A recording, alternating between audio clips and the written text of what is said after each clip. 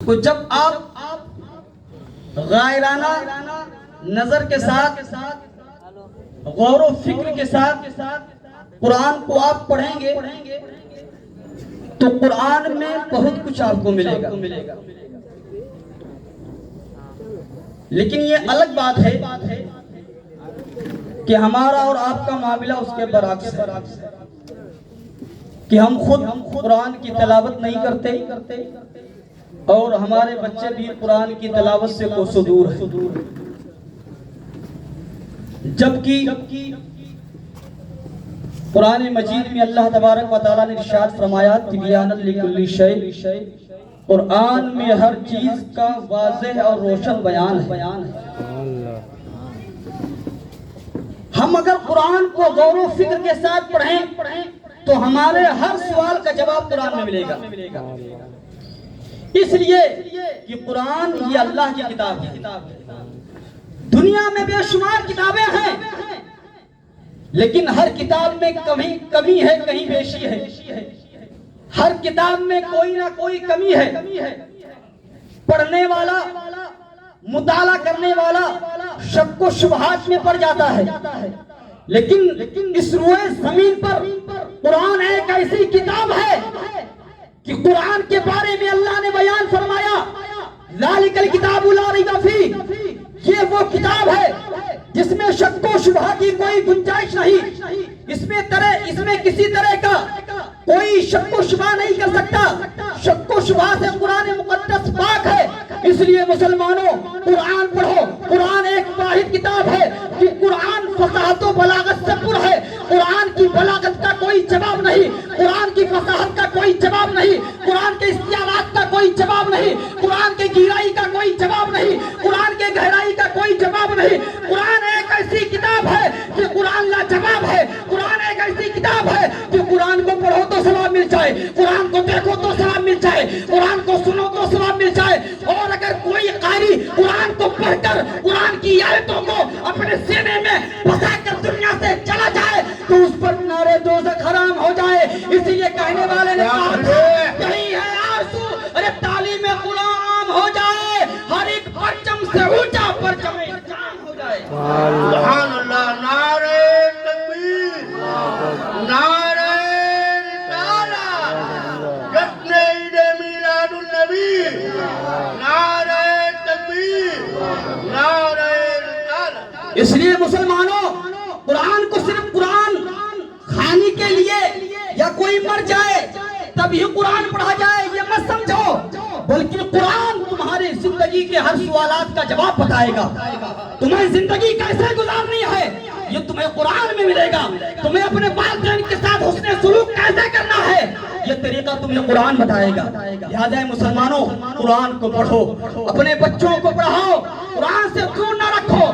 ورنہ آپ تو بڑے ہوشیار ہیں. آپ آج دور جدید کو دیکھ رہے ہیں کہ ہمارے بچے، ہماری نئی نسل کس راہ پر جا رہی ہے اور کس طرح ہمارے گھروں میں بدعقیدگی، بد مذہبیت اور سلہ کلیت جنم لے رہی.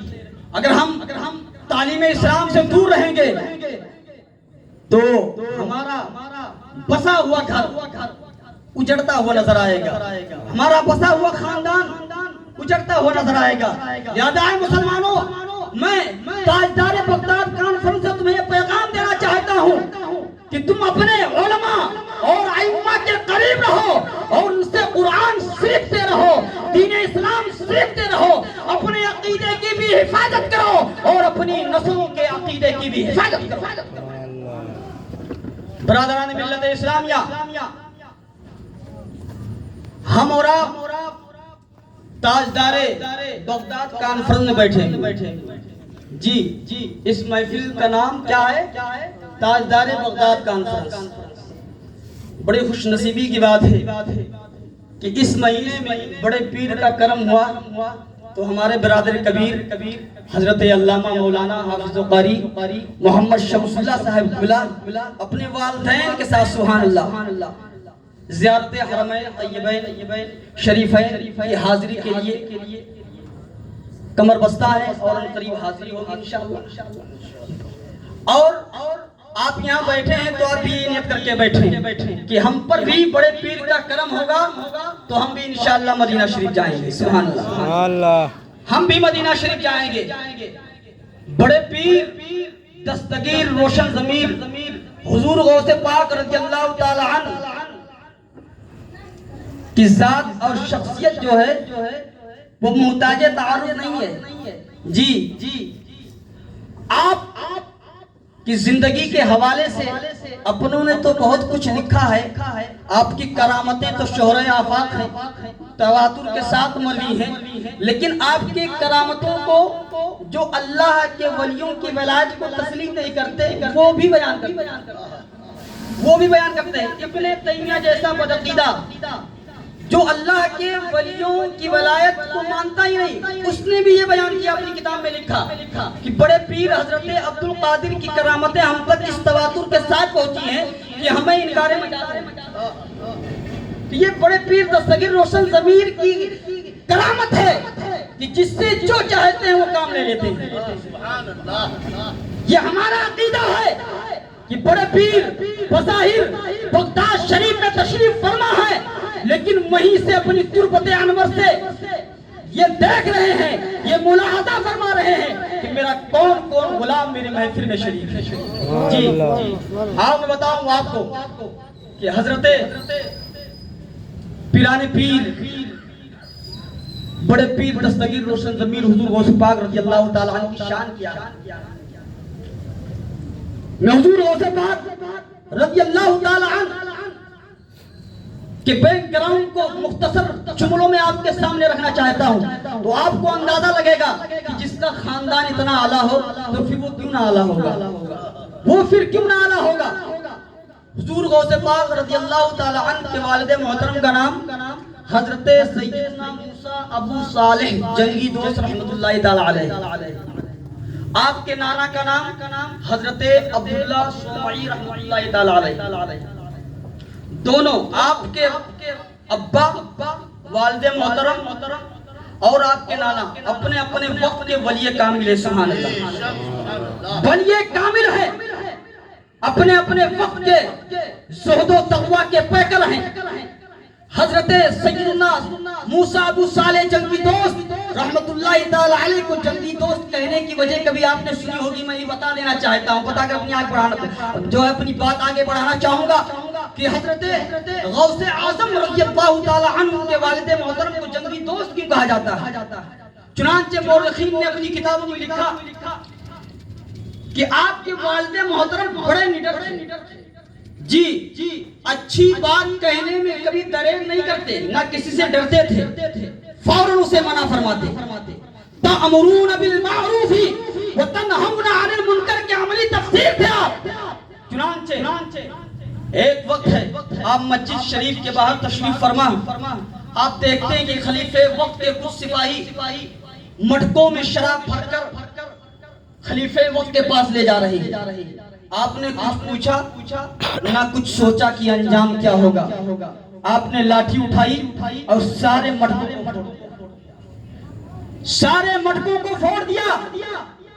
جب اس کے سپاہی خلیفہ وقت کے پاس پہنچتے ہیں تو ساری بات سناتے ہیں کہ حضرت سیدنا ابو صالح جنگی دوست نے شراب کے مٹکوں کو پھوڑ دیا, جبکہ ہم سے نہ کوئی بحث و مباحثہ ہوا, نہ ہم نے ان کے بارے میں کوئی کلام کیا.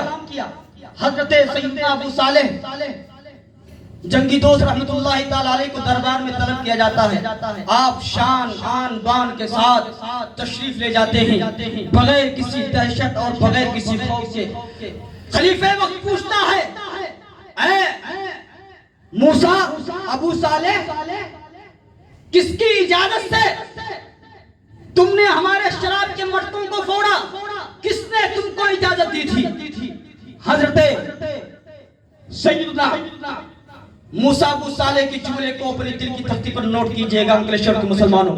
آپ فرماتے ہیں کہ میں محتسب ہوں اور محتسب کو کسی سے اجازت لینے کی ضرورت نہیں ہے. سبحان اللہ.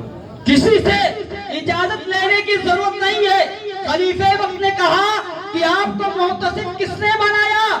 حضرت سیدنا ابو صالح موسیٰ ارشاد فرماتے ہیں کہ منتصب اللہ تبارک و تعالیٰ نے بنایا، میں مامور عن الحق ہوں، مجھے کسی سے اجازت لینے کی ضرورت نہیں ہے۔ بادشاہ وقت خلیفہ وقت قدموں میں گر جاتا ہے اور کہتا ہے حضور مجھے معاف کر دیں اور میری ایک عریضہ قبول فرما لیں کہ میری طرف سے بھی آپ محتسب ہو جائے۔ چنانچہ اب ارشاد فرماتے ہیں جو مامور عن الحق ہو اسے مامور عن الخلق کی کوئی پرواہ نہیں ہوا۔ تبھی سے آپ جنگی دوست کہا جانے لگا۔ سبحان اللہ۔ تو آپ غوث اعظم کی زندگی کے بیک گراؤنڈ کو چیک کریں گے تو آپ کو معلوم ہوگا کہ آپ کے جو ابا حضور ہیں اپنے وقت میں وہ بھی بے مثال ہیں، ولی کامل ہیں۔ آپ کے جو نانا ہے وہ بھی بے مثل و مثال ہے اپنے وقت میں۔ آپ کی والدہ محترمہ جو ہے وہ بھی بے مثل و مثال ہے۔ جب کسی کا خاندان اس طرح بے مثل و مثال ہو تو پھر اس خاندان میں جو چراغ پیدا ہوتا ہے، جو چراغ روشن ہوتا ہے، اسی چراغ کو دنیا غوث اعظم کے نام سے یاد کرتی ہے۔ سبحان اللہ سبحان اللہ۔ تبارک و تعالیٰ کے جتنے ولی غوث اعظم سے پہلے آئے اور جتنے ولی غوث اعظم کے بعد آئے، جتنے ولی غوث اعظم کے زمانے میں تھے اور قیامت تک جتنے آئیں گے، سارے ولیوں میں غوث اعظم کی جو شان ہے وہ کسی کو وہ شان اور شوکت نہ ملی۔ غوث اعظم کی شان الگ ہے۔ ہر ولی آتا ہے تو وہ کرامت لے کر آتا ہے، لیکن غوث اعظم کرامت لے کر نہیں آئے۔ آپ کی زندگی کو آپ دیکھیں گے تو آپ کو پتا چلے گا کہ غوث اعظم سراپا کرامت بن کر تشریف لائے۔ جی سراپا کرامت بن کر آپ تشریف لائے، اسی لیے آپ کی زندگی سے بے شمار کرامتوں کا ظہور ہوا۔ آخر وجہ کیا ہے؟ آخر بات کیا ہے کہ اللہ کا جو ولی ہوتا ہے وہ کرامت لے کر آتا ہے، لیکن بڑے پیر، دستگیر، روشن ضمیر، جسے دنیا پیران پیر کے نام سے جانتی ہے، غوث اعظم کے نام سے جانتی ہے، شہنشاہ بغداد کے نام سے یاد کرتی ہے، وہ کرامت لے کر نہیں بلکہ کرامت بن کر کیوں آئے؟ تو میں دبے جو ہے مختصر لفظوں میں اور مختصر جملوں میں یہ کہنا چاہتا ہوں کہ ہر ولی جو ہے، ہر ولی میرے آقا کریم صلی اللہ علیہ وسلم کی صفت کا مظہر ہوتا ہے، یعنی جو ولی ہوتا ہے وہ نبی کی صفت کا مظہر ہوتا ہے، اور جو ولی نبی کی صفت کا مظہر تھا وہ کرامت لے کر آیا۔ اور میرے غوث اعظم نبی کی صفت ہی کے نہیں بلکہ نبی کی ذات کے مظہر تھے، اس لیے کرامت لے کر نہیں بلکہ کرامت لے کر آئے۔ اسی لیے کہنے والے نے کہا کہ غوث اعظم درمیان اولیاء کیوں محمد درمیان انبیاء۔ میرے غوث اعظم کی شان ہے۔ میں مختصر جملوں میں اپنی بات کو سمیٹتے ہوئے ایک بات عرض کر دوں کہ ہمارے برادر کبیر زیارت حرمین طیبین شریفین میں حاضری کی سعادت عنقریب حاصل کرنے والے ہیں۔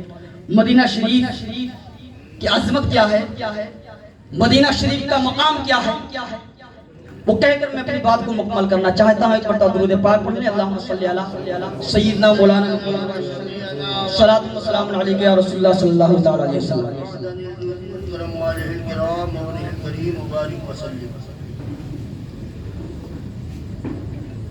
پوری روئے زمین میں مدینہ شریف کے جیسا کوئی شہر ہی نہیں۔ جی مدینہ شریف کی عظمت، اس کی بلندی، اس کی رفعت کو ہم اور آپ کیا سمجھ سکتے ہیں، بیان کر سکتے ہیں، سن سکتے ہیں، لیکن سمجھ نہیں سکتے۔ جی کتابوں میں آیا کہ حضرت سلیمان علی نبینا علیہ السلام ایک مرتبہ تخت پر اپنے زمانے کے علماء اور اولیاء کے ساتھ پرواز کر رہے تھے۔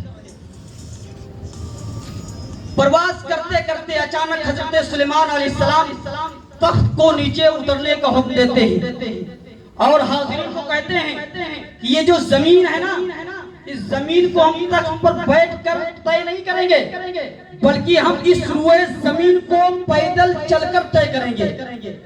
چنانچہ حضرت سلیمان علی نبینا علیہ الصلوۃ والتسلیم کے ساتھ، آپ کے ساتھ جتنے لوگ تھے سبوں نے اس سرزمین کو پیدل طے کیا۔ بعد میں کسی پوچھنے والے نے پوچھا، حاضرین میں سے کسی نے دریافت کیا کہ کہ اے اللہ کے نبی ہمیں آپ کو یہ بتائیے کہ آپ نے کس وجہ سے اس زمین کو طے کیا، پیدل چل کر طے کیا، آخر وجہ کیا ہے، آخر بات کیا ہے؟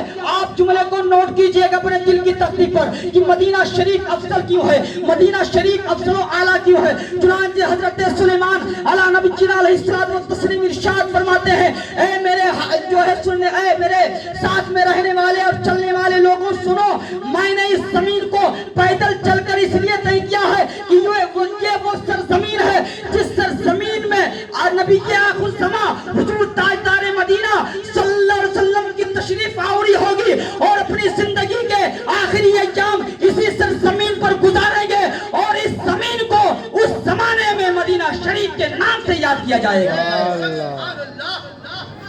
آپ سوچیں کہ کس قدر حضرت سلیمان علیہ نبی جنا علیہ الصلوۃ والتسلیم کے دل میں مدینہ شریف کی سرزمین کی محبت ہے۔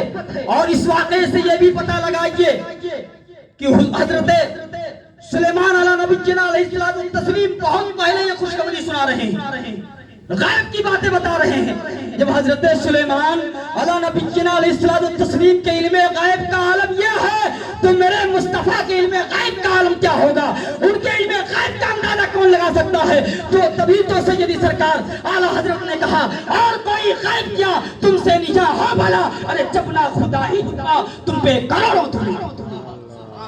مدینہ شریف کی سرزمین وہ سرزمین ہے کہ پورے بس میں ختم کر رہا ہوں کہ پورے سال میں مکہ شریف ایک حج ہوتا ہے۔ کتنا؟ ایک حج ہوتا ہے، وہ بھی مخصوص دن میں، مخصوص مہینے میں۔ لیکن مدینہ شریف وہ سرزمین ہے کہ جہاں پر جانے کی ہر مومن کی تمنا ہوتی ہے، ہر مومن یہ کہتا ہوا نظر آتا ہے، دکھا دے یا الہی وہ مدینہ کیسی بستی ہے جہاں پر رات دن مولا تیری رحمت برستی ہے۔ مدینہ وہ سرزمین ہے جہاں پر عاشق رسول مچلا کرتے ہیں، جہاں کی خاک کو، جہاں کی مٹی کو عاشق رسول اپنی آنکھوں سے مسلا کرتے ہیں۔ جانتے ہیں کیوں؟ میرے نبی صلی اللہ علیہ وسلم ارشاد فرماتے ہیں کہ مسجد نبی میں جو 2 رکعت نماز پڑھتا ہے اسے ایک حج کامل کا ثواب ملتا ہے۔ آپ دن میں 1 مرتبہ پڑھو گے، 1 مرتبہ حج کامل کا ثواب ملے گا، 2 بار پڑھو گے 2 مرتبہ حج کامل کا ثواب ملے گا۔ حضرت علامہ عبدالحق محدث دہلوی رحمت اللہ تعالی علیہ فرماتے ہیں کہ مدینہ شریف وہ سرزمین ہے کہ جہاں پر عاشق رسول جب چاہتا ہے، جس وقت چاہتا ہے، حج کامل کا ثواب اپنے نامہ اعمال میں درج فرما لیا کرتا ہے۔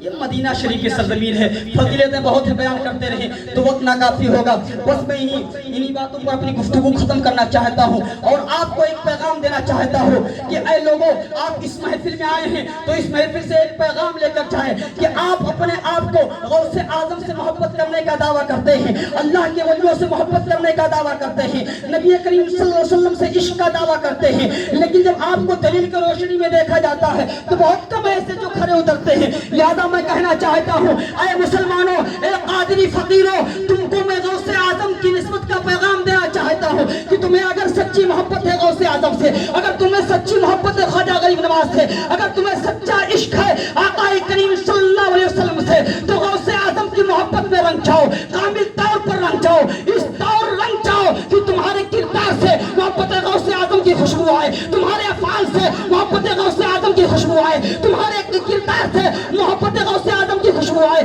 تمہارے اطوار سے محبت غوث اعظم کی خوشبو آئے۔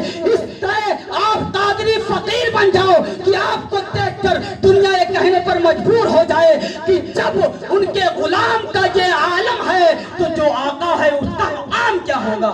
لہذا مسلمانوں، آپ اللہ تبارک و تعالیٰ کی یہ بتائے ہوئے احکامات پر اور خاص طور سے نمازوں کی پابندی کیجئے، اپنی دنیاوی اور اخروی زندگی کو سنوارنے کی کوشش کریں۔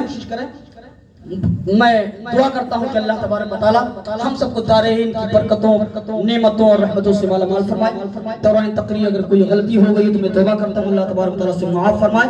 استغفر اللہ ربی من کل ذنب واتوب الیہ انہ هو التواب الرحیم وآخر دعوانا الحمد للہ رب العالمین۔ اشہد ان لا الہ الا اللہ واشہد ان محمدا رسول اللہ۔ السلام علیکم۔